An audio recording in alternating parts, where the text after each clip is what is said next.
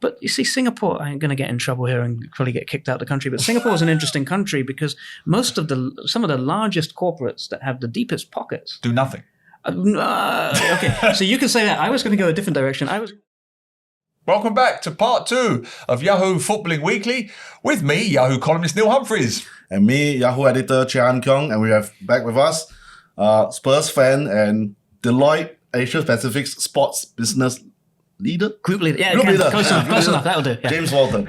Now, I always like James coming on this show for many reasons, but one in particular, one of the things we talk about often is the lack of corporate investment, involvement in the local sports scene. And we get a lot of comments about this saying, oh, well, it's so easy for you to say, well, why don't you put your money where your mouth is? James and his company literally do that. Just give us an overview again of what you do with Deloitte.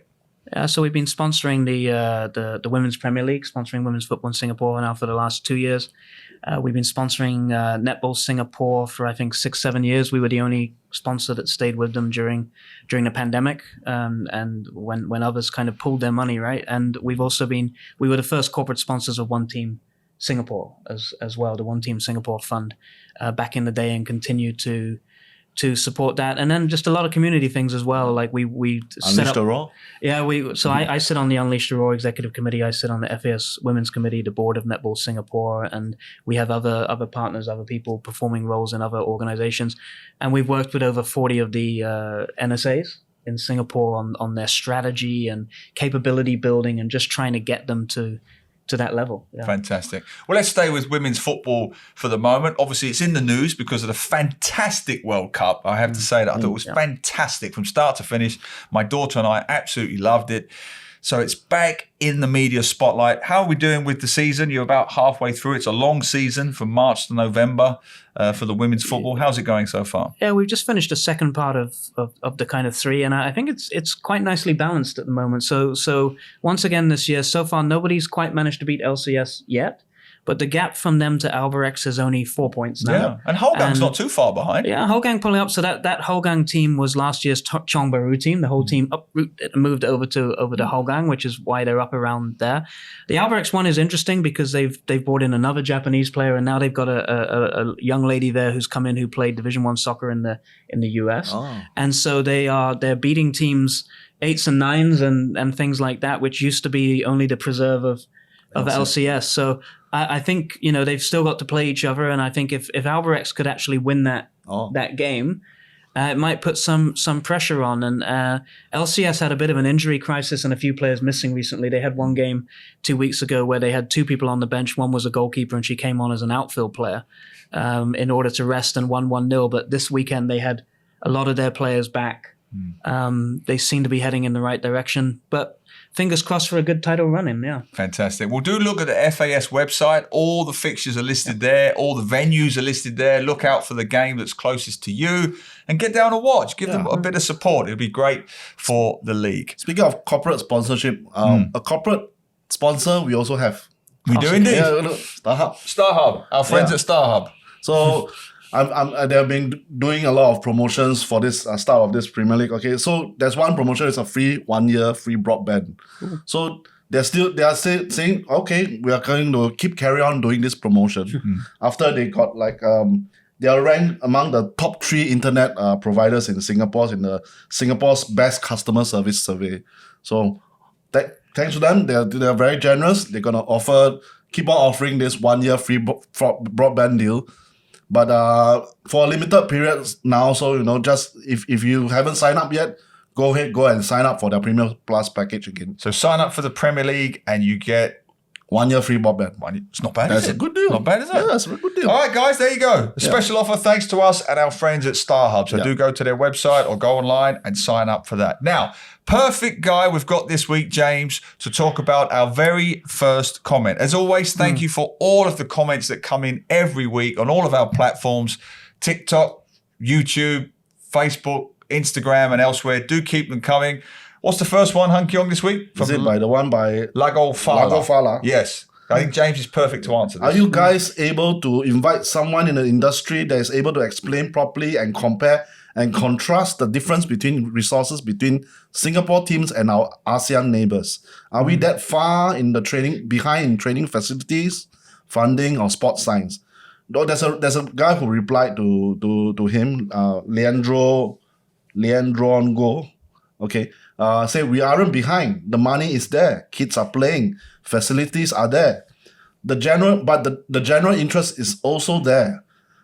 It is just that when it's time to go serious, most people go, nah, I just want to chill and play for fun. It's not just football, it's also the same with all the other sports. We are people who are afraid of obligation that comes with playing at the top level. That means other things like the discipline for nutrition, training, having to come in for training. I think we don't want that kind of life. Right. All right, maybe go to the Lagos point first, James. You know, you're involved in regional business here, regional sports. How would you say anecdotally, or statistically, if you have numbers, our resources or our investment in local sports would compare to our neighbours? So definitely the expenditure is lower in Singapore on football than most of the countries in ASEAN. But there are a variety of factors to that. For example, if you take somewhere like Singapore, where you're talking about a small country, 6 million people, whatever it is, and then you compare to somewhere like a Vietnam or a Thailand or an Indonesia, where you're trying to run an entire nation like that, there's obviously some differences in that regard. But we have some advantages, right? So one advantage is the fact that you're a very small country, which means a scout can literally go to one place and go to another place on the same day. Everyone's in one place. You don't have to worry, like in the UK even, when they're trying to bring people into St. George's and centralized training centers, Clairefontaine in France. It's a grab ride here, right? On top of that, so one of the things that was mentioned there was sports science. So actually from a sports science point of view, we are very good. SSI Sports Singapore is world class in that regard. But there are certain areas we are not so good. Because of climate, because of our space concerns, the facilities is an issue. I think the leader in that regard now actually is probably Vietnam. Interestingly enough, they've just built a really, I'm not going to say world-class, but Asia-class, possibly the best in Asia, youth facility modeled on St. George's and Clairefontaine in Vietnam, which got the AFC, AFF ratings and such. So they're investing. I think the second reader who responded about the attitude, I think that's something we continually come up with in sports in Singapore. And it's every NSA I work with. It's not only football. Every NSA says the same, which is, do we see that there's careers in football? Is there money in that? Is that what parents want their kids doing? Are they willing to train 6, 7, 10 times a week? No, because they've also got to do their extra tuition on the weekends and their violin lessons and whatever else they've got. Are they willing to make that commitment? And what you see in a lot of countries, honestly, in the past, and it's changed a little bit now, but in the past, a lot of countries, the people that end up going into the mass participation sports like football, like basketball in the US, they tend to come usually from less economically privileged backgrounds. In many ways, a lot of the time it's a way out. Correct. And there's been a debate, I think it even came up on this show at one point in time, around race in Singapore in terms of Chinese and Malay and things like that. And is it a symptom of the economic factors? Is it a symptom of anything genetic around sporting ability, or is it around the parental culture and things like that? So I think could we spend more money? Yes, but the sentiment in the public and in the government right now is kind of, you've got enough money for what you're doing. Show us that you can do something better before you get more money. I don't think the question is around the money. I think the question is around the ROI. And the other challenge we have here compared to some other places is a lot of the money that's going into football at the moment is going into funding the players in the SPL to be professional, because the SPL is not self-sustaining. So a lot of money going into football is going into that. As you said, very little corporate backers. Whereas in a lot of other countries, the teams are owned by corporations, or they're owned by wealthy individuals who are funding them. And the league is self-funding through TV rights, sponsorships, and club owners, which means that some of that central money can instead be put into other areas. Yeah. I think you make a fascinating point, James, and I think you can combine the two slightly. We had UK Shum on the show last week, who's still the reigning 100-meter sprint record holder after 22 years. Good guy. And I was thinking about his journey versus Shanti Pereira's journey, right? This idea that we don't have the resources, I'm not sure, as you alluded to, that's entirely true. When you look at UK Shum in 2001, he really was on his own. I remember that. I covered it. You didn't have a sports hub like we do now. We didn't even have a Singapore Sports sports school. We don't It have didn't sports come science around and until I think everything. 2004. So there was no Singapore sports school. And then even more broadly, I look around Singapore, near my place, the wonderful hockey stadium that's at Sengkang. Nice one, yeah. That didn't come around until 2008. Yeah. So all of these venues and facilities that we now have that weren't available to UK Shum would suggest that we should have 100 Shanti Pereiras now when we only have one, which comes back to James's point. We still need the will. There still needs a bottom-up will. Are parents going to let their kids go to the sports hub or go to the netball courts at Sengkang or the hockey centre in Sengkang and so on and so on? If the will isn't there, then honestly, we could have 20, 30 stadiums and you'll have 20, 30 white elephants. I'm still not entirely sure that the will is there within the household to say to our kids, yes, put away the violins or put away this tuition class and go do the netball and the football instead. I'm not sure there's enough of that. Still a bit of. But the question for a lot of the parents is what comes after. So you picked on Shanti. Shanti's an interesting example. She actually interned at Deloitte. She's taking accountancy as a degree. So she knows that if one day she ever finishes and she needs a job, that she's a qualified accountant. And we often talk about footballers in the UK and the fact that it's very rare for them to have a university degree or do anything afterwards. And one of the challenges a lot of the time in Singapore is people realize that when you're 30 years old, your career may be over. And then what comes next? So the coaching and career pathways aspect, what are the careers available in terms of sports science? What are the pathways for moving into coaching? And can you make enough money doing coaching in the long term becomes an issue as well, because otherwise parents don't want their kid to do a sport. Someone said something the other day on Instagram, and I just had to comment on it, where they did a mathematical calculation about if you were a fresh grad and starting salaries of 4,000, but as a footballer you could be earning 4,000 or 5,000. So why would you choose doing that job instead of doing that? And I answered, because as a footballer, you'll earn that 4,000 or 5,000 until you're 30 years old, and then you're lucky. done. Yeah. And meanwhile, that fresh grad on 4,000, if they've joined a corporation, by the time they get to 30, they're on 8,000, 9,000, 10,000, and they're still going up. And we still got to address some of those issues around the career paths, because there are not enough opportunities in coaching, in broadcasting. And so the industry development side of Sports Singapore, one of the things they've been looking at is how do you build the ecosystem, the economic side of sports to provide those opportunities. So does that therefore mean we should be putting more pressure on corporates to do something like Deloitte, which is change this mindset where it's not an either or thing. It's either sports or corporate training. In the case of Shanti Pereira, she was doing both. She was training on the one hand and doing a degree in accountancy, did you say? Yeah. That should be the way forward, which means it comes back to that private, public investment partnership again, doesn't it? But you see, Singapore, I'm going to get in trouble here and probably get kicked out of the country, but Singapore is an interesting country because some of the largest corporates that have the deepest pockets do nothing.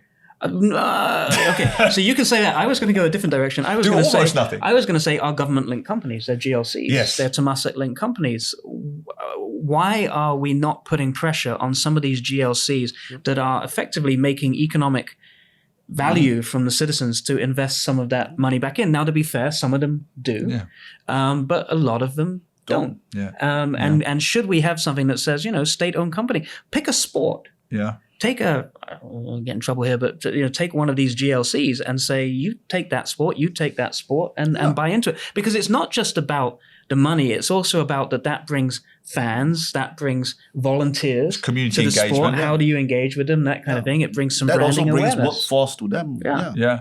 But, these guys, they've got to invest in the football festivals when Liverpool come. They don't have money for everything. They've got to invest in Liverpool for 2 days. Come on now. But as always, let us know what you think. Are our corporates, our government-linked companies doing enough for sport in Singapore? Send all your comments too. Yahoo Southeast Asia on YouTube, Yahoo SG, Yahoo_MY on Twitter, Yahoo SEA on TikTok. Speaking of, people needing to go, sportsmen needing to get some, go out and really do something. Yes. Danielle Tan. Yes, our good friend. One of the great stories of this year, women's footballer. She's now doing well at Dortmund. Yep. Pre-season, top scorer in pre-season. Yeah, doing very well. And now ready to start her career with Dortmund. Yep. So we got this this comment from it's Lago Fala again. Yeah. So he says, Danielle's not the first elite Asian to go overseas. Not saying it's not a great achievement, but Dortmund, I believe, just launched their women's team. In my opinion, it's a great idea for her to launch a career by being in a club that obviously has resources and has some ambition to quickly climb up the ladder of a women's game. There's appeal to being a pioneer at the club. Dortmund's move is probably similar to Man United's women's team that started only in 2018 and is now second in the Women's Super League in the UK. They managed to convince a lot of their former academy players to join the project. So, Okay. the right way. Yeah, I take the point. I'm not too sure about the first part. You know, Danielle's not the first elite Asian to go overseas. Singaporean. We never said she was, but Yeah. I believe she's the first Asian female footballer to play for an elite football club in Europe. That's very different. She's certainly the first Singaporean. Singaporean. We're splitting hairs. I believe she's the first Asian. Asian, I So think- Nani's just gone to Spain to have a trial. So Right. Nani that used to be in Japan and we've had players in Thailand and obviously we've had players playing college football in the US. But Danielle is the first, and technically she was the first to play in any European league when she played in the non-league in England. in England For the before London that. Bees, right? Yeah, but without her father and Danielle are close friends of mine, and I've helped sometimes and with some calls and such on that journey. So without wishing to give too much family secrets away, I would say to your viewers that you can challenge Dortmund's legitimacy right now, but she actually had offers from some much bigger teams as well. I can tell you, as big as they come in Europe, but she chose Dortmund because of the fact that she will get to play. And that she wanted the opportunity to play and to build in, because as an Asian female coming into, you take the German league, for example, there's physical differences. If she had gone to one of the larger teams, to a Division 1 team, would she have got to play? And in fact, they were saying that they would put her in the youth team and she would work her way up. And she chose to play first team football. And the hope is that she can work her way up. But she had offers in other places. And in fact, there was at least one proper English team that wanted to sign her. But one of the continual problems we have for Singaporeans is work permit rules. She wasn't really in a situation to get a work permit and to play in the English league. It's a lot easier on the continent. But I mean, credit where credit's due. She had a Division 1, she had a football scholarship in the US. She decided not to go for that, to pursue this avenue. And she's doing, I think I read 4 or 5 hours of German language lessons every day to try to get up to speed to make it work. So I think all credit due, and the hope is that she can fire goals and get them up to Division 3, Division 2. And if she's doing that, then highly likely one of those other teams will come back again. So I met her for the first time recently. I found her extraordinary. One of the most extraordinary young people I've ever met in any profession, in any walk of life. Absolutely extraordinary young person. And I wouldn't want to sit here and nitpick about this team being better than that team. She's a trailblazer. She's opening up a pathway for others to follow. I've got nothing but admiration for her. But as always, let us know what you think. And just on that point, we have to give credit not only to her family as well, because I can tell you her father is actually actively out there trying to help other parents with boys and girls who want to go to Europe, to help them on that journey, along with Sasi Kumar sitting there in Spain. That these guys who are trailblazing, they're not shutting the door behind them. They're sitting in Spain, they're sitting out of these places and saying, I can help you, I can open the doors. And trying, in Danielle's father's case, he's actually literally meeting with the parents and saying, this is why you should focus on football. And it's taking a parent to do that. Well, let's stay with local football. We've got some upcoming international games coming up, Han Kyung. You want to give a bit of an overview on those? So there are no competitions for the Lions yet, but they're putting some friendlies against Tajikistan and Chinese Taipei. It's been a long time. I think the last time they played was June.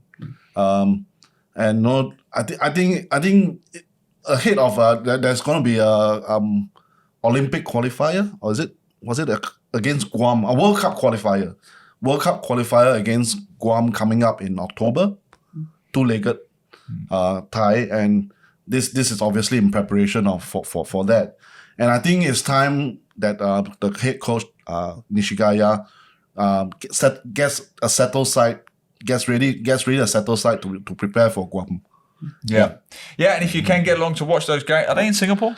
They are, right? Yes, in Singapore, Jalan Besar Stadium. Jalan Besar, that's right. Do get along. But I'm much more interested to talk about, no disrespect to the Lions City Cup coming back. I've always been a big fan of that. It was a great youth tournament in its day, 70s, 80s, even the 90s when I first came to Singapore. Of course, it's where Fandi Ahmad, I believe, broke through playing in the Lions City Cup. And it's back, Han Keong. Yes, after 7 years, I don't know why it has to stop, but good, better than late than never. They are back against they are playing against 3 other teams. The Lions, the under 15. You got Selangor there. They got Selangor, BG Patum, and Borneo FC. Decent sides with good youth teams. I think it's a good challenge for them, and I think this is also because they are the under 15s, and then we are doing this under Unleash the Raw project, and then we just want to see. Maybe it's a first glimpse on how our project and how are we going to bring this team, develop this team up to the senior side. Yeah. What do you think? Lions City Cup coming back. Any youth tournament has to be good for Singapore, right? Yeah, no, I could say wearing my Unleash the Raw hat, it was one of the things that came up as an original thing was how do we have more of these things like the Gotha Cup and things like that? How do we have more opportunities for our young players to participate? And the thing is, sending out 20 players at a time in international tournaments can be challenging, can be economically challenging. If you can find teams that are willing to pay their own way and come in, it makes life a lot easier. But it's nice for the kids because they can play in front of their parents, they can play in front of their friends and all that kind of thing. So yeah, we need more of this because ultimately at the end of the day, you will only get better by playing better teams. There's no two ways about it. I remember in the 2010 Youth Olympics, we got a very bright under 15 side that took part in that tournament, and we came in, got a bronze medal out of so many countries. We got a bronze medal, and then everybody was really, really keen on that side, continuing their progress in football, but it didn't really work out. I remember a couple of years, most of them were disbanded and then went back to their studies. A couple of them pressed on, but it didn't work out in the end. Hopefully, we are starting from quite a low bar already. So, and then we hopefully this group of players maybe can do something about them more systematically and bring them up to the senior Hope so. As always, do get down and support if you can. The tournament kicks off on September the 1st. The games are being played at Jalan Besar Stadium, so do get down and watch the young boys. You could see a next Donny van der Beek. He played in the Lions City Cup. Did you know that? Yes. Donny van der Beek played in the Lions City Cup. I think don't use him as an example. Use Fandi as an example. A much better example of a pathway. Right, speaking of 2 young talents who went on to great things, you want to finish with Leicester's comment? Leicester Lim? This old argument keeps coming back week after week. For the sake of the argument, Ronaldo's the better athlete, but Messi's the better footballer, and it's not even close. Anyone who says otherwise is trolling. We're getting these comments every week now, James. The Ronaldo, is this Messi. part 3 of the show now? We're just going to wrap up with this. I mean, just this morning, I had another student say to me, Messi or Ronaldo. And this athlete thing, I've heard this before. Ronaldo is the better athlete. Messi is the better footballer.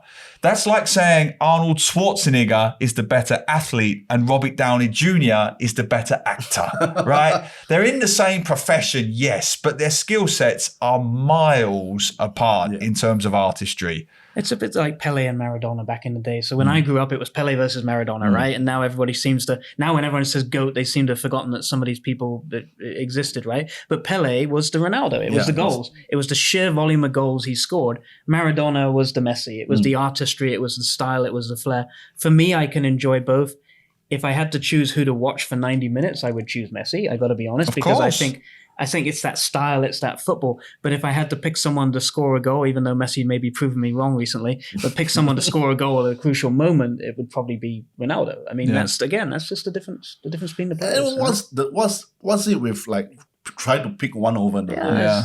Both are enjoy. Excellent. We don't have many more years left of these. Yeah, just trying to enjoy them. It's like last time I know Nadal or Federer. And I'm like, why can't you just like them both? You know. If you want a bit of magic, Messi. If you want a goal, Antonio at West Ham. There you go. Job done. Let us know what you think if you have to. Messi, Ronaldo. Send all your comments too. Or Antonio. Or Antonio. Even the producer is shaking his head. Antonio, wait. Send all your comments too. Yahoo Southeast Asia on YouTube, Yahoo SG, Yahoo_MY on Twitter, and Yahoo SEA on TikTok. Once again, thank you, James, for coming on. Barely hanging on. Thank you. Thank you all for your comments. Do keep them coming. See you at a football stadium very soon. And remember, there's only one Antonio. See you soon.